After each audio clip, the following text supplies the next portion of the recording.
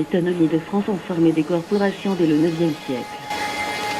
En 1268, ils remettaient leur statut aux jurés pour approbation, qui devait être confirmé et complété par Charles VII, Louis XIII, Louis XIV, ce dernier prenant en 1669 une ordonnance sur le statut des forêts, toujours en vigueur.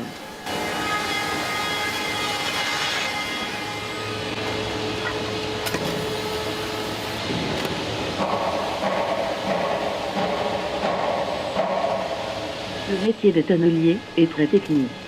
Tout commence par le choix des pièces de chêne fendues avec lesquelles il va fabriquer son tonneau. On les appelle les mérins et il faut les laisser sécher à l'air au moins 2 ans. Ensuite seulement, on façonne de façon à obtenir des douelles. Parfaitement lisses, sans fente ni fissure, elles sont alors assemblées avec des cercles de travail.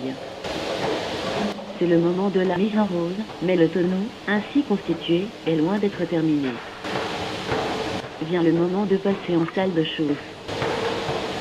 Cette technique ancestrale permet au bois de ceinturer doucement par l'action de l'eau et ou du feu, et, progressivement, de se joindre par cirage. L'opération de cintrage donne au tonneau sa forme définitive. Il ne reste plus qu'à renier, assembler le fond, percer le trou de bombe, vérifier l'étanchéité, polir et cercler définitivement. Qui a dit que le métier de tonnelier n'était pas compliqué? Ces tâches sont longues et fastidieuses, mais le résultat en vaut la chandelle. Il doit réaliser une à une toutes les étapes techniques nécessaires à la fabrication du tonneau. Créer par les processus de cuisson du bois des arômes particuliers, développer ces arômes pour qu'ils s'accordent ensuite avec les vins qu'ils contiendront.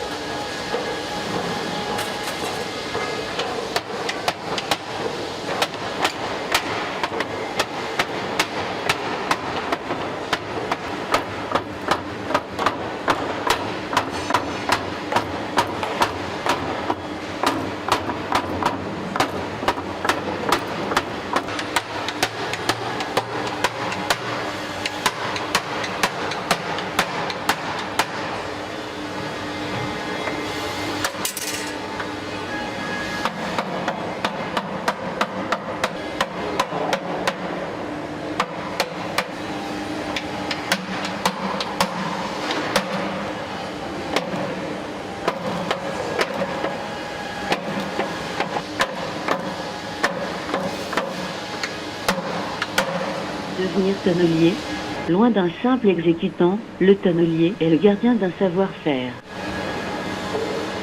On en parle peu, mais son travail est loin d'être étranger aux nuances aromatiques du vin.